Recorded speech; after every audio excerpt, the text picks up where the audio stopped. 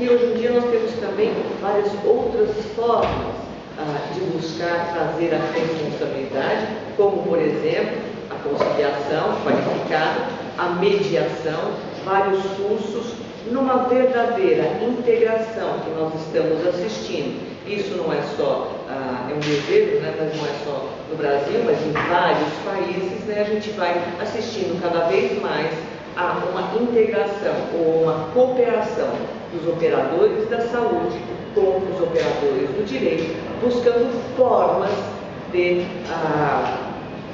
que a estrutura da família volte a ter ou tenha uma funcionalidade. Quando eu lhes falei que a família era esse conjunto, né, esses elementos em que cada um exerce uma função, nós temos relações disfuncionais que vão necessitar de um terceiro, muitas vezes o judiciário, para resgatar a devida funcionalidade. Bom, então nós temos várias outras possibilidades para se pensar, então, no exercício desta responsabilidade que deve ser, sim, cobrado dos pais. Bom, então, voltando, retomando, a realização do afeto, um encontro com o outro e a sua transformação em sentimento se dá por quê? Pela importância que se dá à convivência familiar. Várias vezes nós falamos, né, da convivência, e a convivência vai trazer justamente essa operacionalização dos afetos, e eu costumo ainda, fazendo parênteses, preferir o termo relacionamento familiar ao termo convivência, porque ele traz uma série de confusões, né? Nós podemos pensar em convivência contínua, convivência descontínua, né? Mas o que nós estamos querendo dizer por convivência também cabe a gente pensar, né?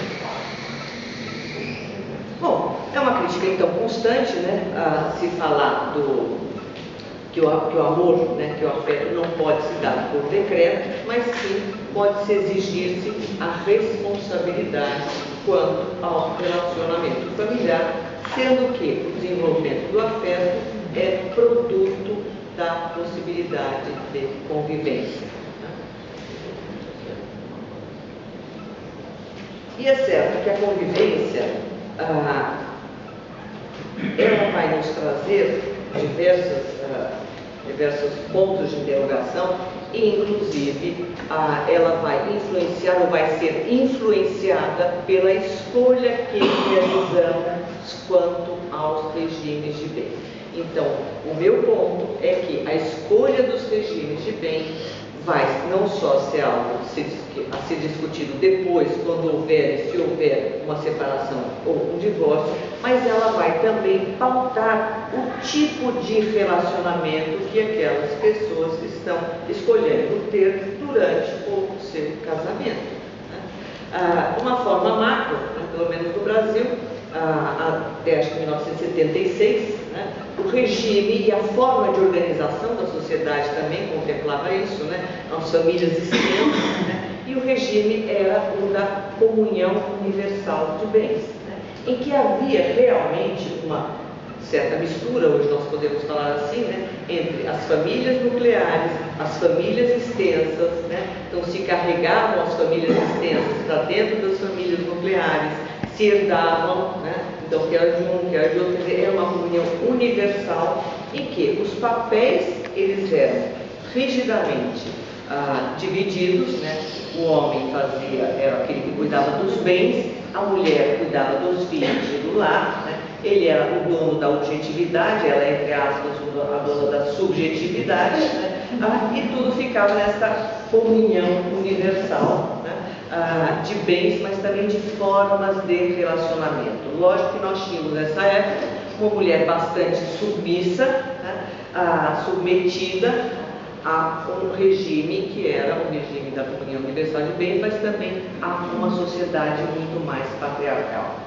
Com as mudanças que foram acontecendo, inclusive com um privilégio, podemos dizer até de um egoísmo ou da individualidade, né, nós passamos então, curiosamente, e uma diferença com relação às famílias extensas, então surgiu o regime da comunhão parcial de bens, né, ou seja, tudo que se constrói junto, né, seria dividido e compartilhado pelo casal, quase que se excluindo, né, as famílias de origem, ou não se comunicariam então os bens herdados, as doações, etc.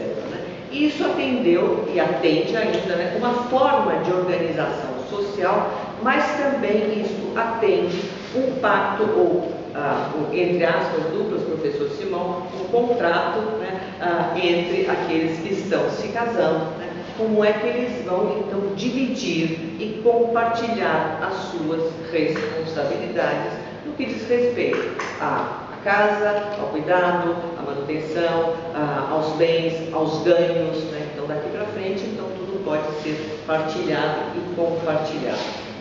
Temos ainda o regime da separação total de bens, que curiosamente, né, eu vejo isso muito comum, não sei se é aqui em Portugal, mas no Brasil é cada vez mais comum, o que me chama muita atenção, né, porque muitos jovens se casam nesse regime, né, e eu faço muitas vezes a pergunta, né, quais são as possibilidades de regime? Né? Bom, basicamente 4, mas pode-se pactuar aquilo que se desejar. Né? Só que muito poucas pessoas que estão se casando sabem disso. Né? Então, hoje em dia passa quase que batido. É mais fácil fazer a separação total de bens, porque se tiver uma responsabilidade que cai em cima de um, não vai tomar os bens do outro, né? E afinal das contas, quando se casa, né, nós temos uma situação bastante idealizada, bastante romântica, né?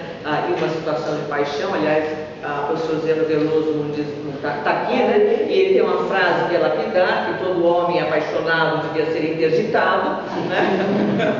E eu digo que também as mulheres apaixonadas deviam ser interditadas, não é? Porque, pois é, porque não pensam, né? E homens e mulheres pensam de forma diferente as questões patrimoniais, as questões econômicas, né?